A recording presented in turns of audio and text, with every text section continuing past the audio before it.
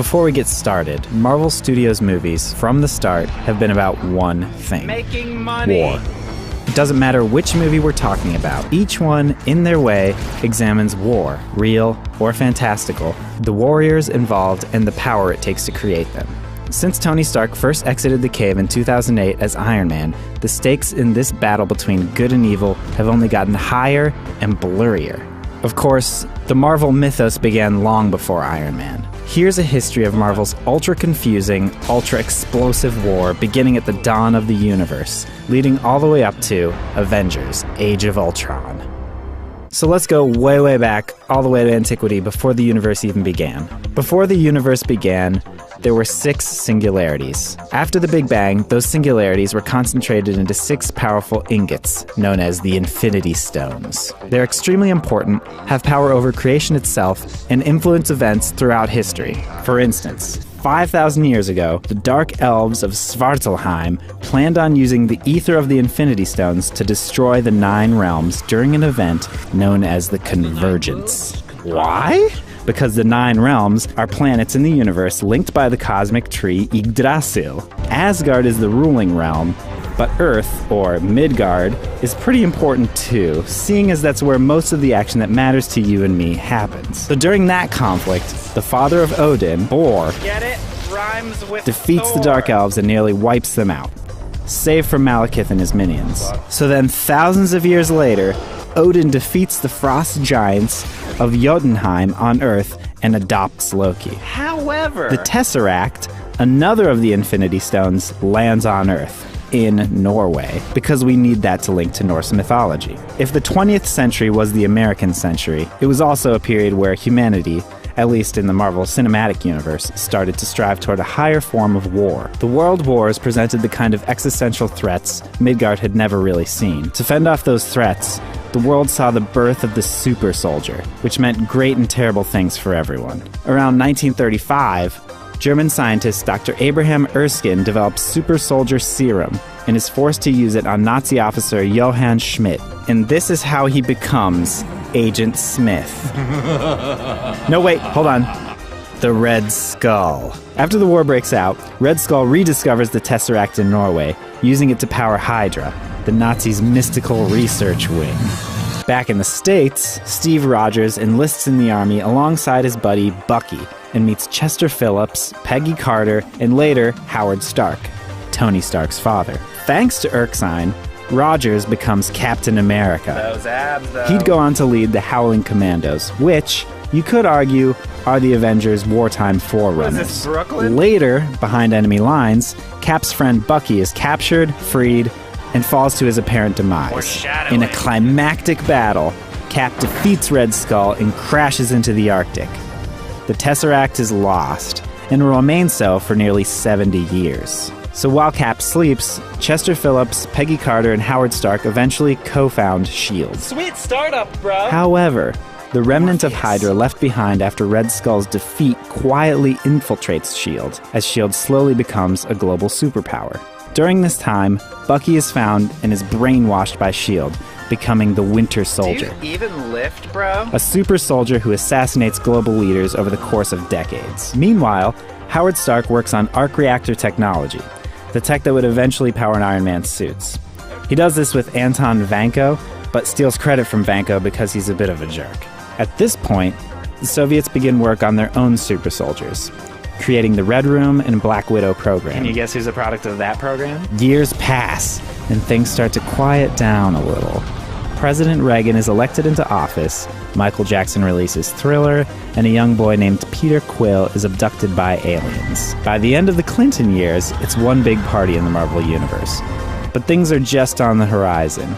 At a New Year's Eve party in 1999, Tony Stark meets Maya Hansen, the inventor of Extremis, and one ugly Aldrich Killian. He'll be important later on. After 9/11, America found it needed new super soldiers as it faced threats it could not control.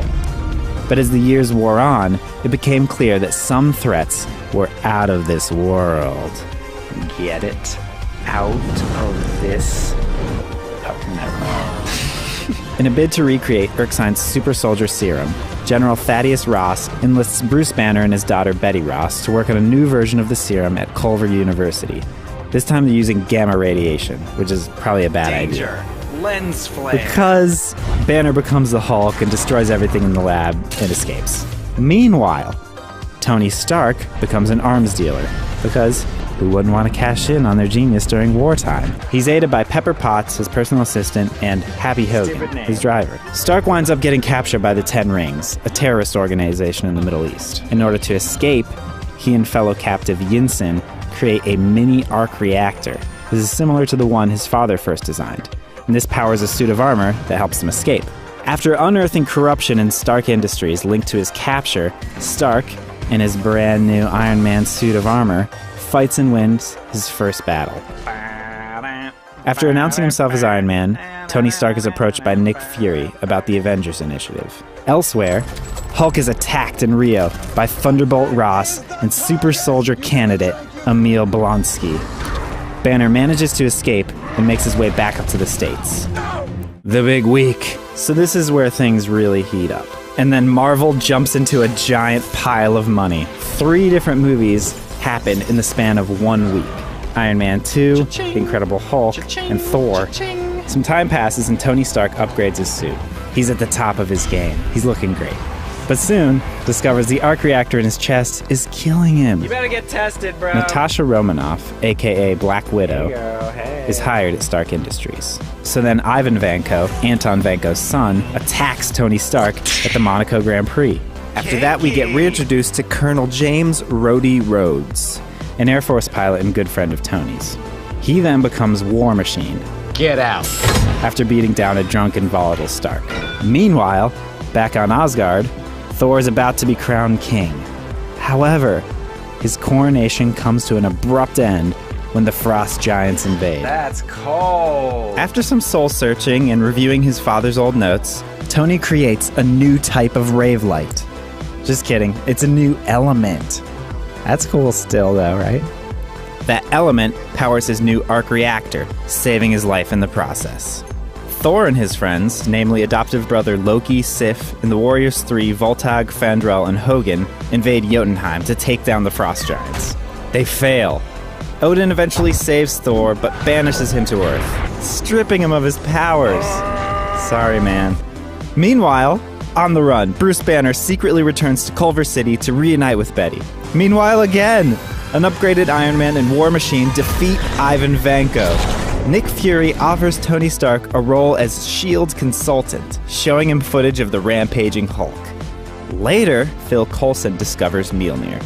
So Jane Foster, an astrophysicist doing research on wormholes, just like the one that brought Thor to Earth, meets Thor after he lands in New Mexico. Coulson takes Jane's research. Loki discovers he's a frost giant and sets out to rule Asgard in Thor's place. Meanwhile, Emil Blonsky becomes a super soldier using a modified Banner serum.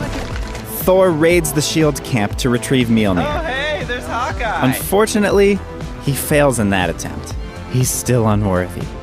Banner just completely hulks out at Culver University. Avoiding student loans, huh? By now, Thor has started a relationship with Jane.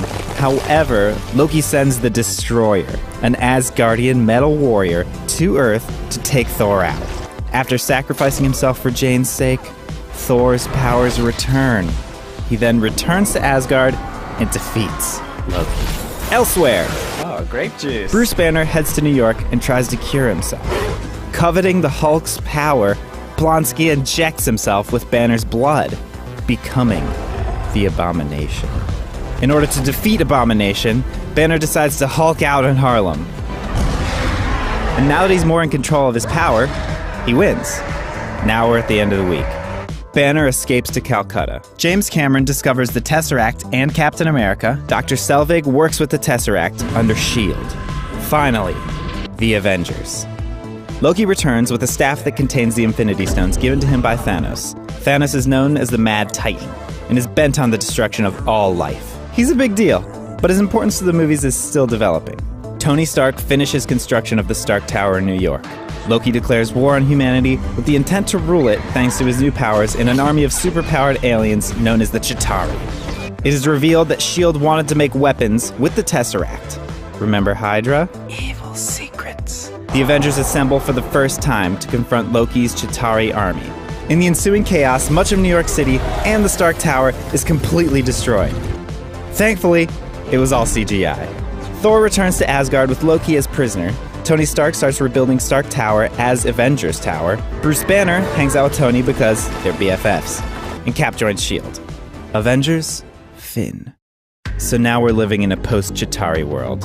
Airport security is tightened. From here on out, the world is only going to get more complicated. Everyone has battle scars from the attack on New York, but it's clear that more threats are around the corner. Thor returns to Asgard and works to bring peace to the Nine Realms. Loki is imprisoned. Tony Stark struggles to cope with the events in New York. As a way of calming himself, he builds tons of cool suits. Cap works with S.H.I.E.L.D. on peacekeeping missions, but is troubled by modern-day morality. A terrorist calling himself Mandarin commits atrocities around the world. After Happy Hogan is injured in an attack, Tony makes a public threat against Mandarin. Here's my home address. 10880 Malibu Point, 90265. The Mandarin responds by blowing up Tony's California home. And that ain't San Andreas' fault. The terrorist is revealed to be a puppet of Aldrich Killian, who's become super powerful because of the Extremist Project. Tony prevails with the help of his suits, War Machine, and Pepper. Tony destroys most of his suits, Such a waste. but continues designing tech for S.H.I.E.L.D. and the Avengers. What you got there, flathead? Jane Foster discovers a new convergence in her research and is inadvertently affected by ether. Thor returns to Earth, and the ether is released. Malekith awakens. After making an assault on Asgard, Thor and Loki team up to defeat the Dark Elves. Bros before evil dark elves, dude. In a battle on Svartalfheim, Loki seemingly dies. Thor fights Malekith in London and defeats him, just as the convergence ends. Thor turns down the throne, but Loki, in the guise of Odin, takes the throne in Asgard. Back on Earth, after a classified mission, Nick Fury consults with senior leader Alexander Pierce. Shortly afterward, he's attacked and sent underground. And then during a battle in Washington, Cap confronts the Winter Soldier, and he's revealed to be his friend Bucky. Told you he'd be back. Cap Knew then it. discovers that S.H.I.E.L.D. was infiltrated by Hydra decades prior. With the help from Fury, a new ally in Falcon, and Black Widow, Cap takes down S.H.I.E.L.D. Bucky, however, goes into hiding, soon discovering his past. Old Hydra member Baron von Strucker experiments on the twins, Wanda and Pietro Maximoff, using Loki's scepter. That's an Infinity Stone. Way out in space, galactic outlaw Peter Quill, Star-Lord, steals one of the Infinity Stones. Ronan the Accuser, under new orders from Thanos, chases Quill and the newly formed Guardians of the Galaxy down to nowhere. Ronan attacks the Kree homeworld, but is defeated by the Guardians, who wield the stone together to destroy him. And now, it's been years of fighting and tedious wire removal, and the war's only getting worse. S.H.I.E.L.D. has effectively been dismantled. Earth is now an open target in the galaxy. Tony Stark and Bruce Banner work together to design a suit of armor for the planet, and that armor is Ultron. Unfortunately, we know that their plans go south. We just don't know how bad things will get from here. Probably pretty bad.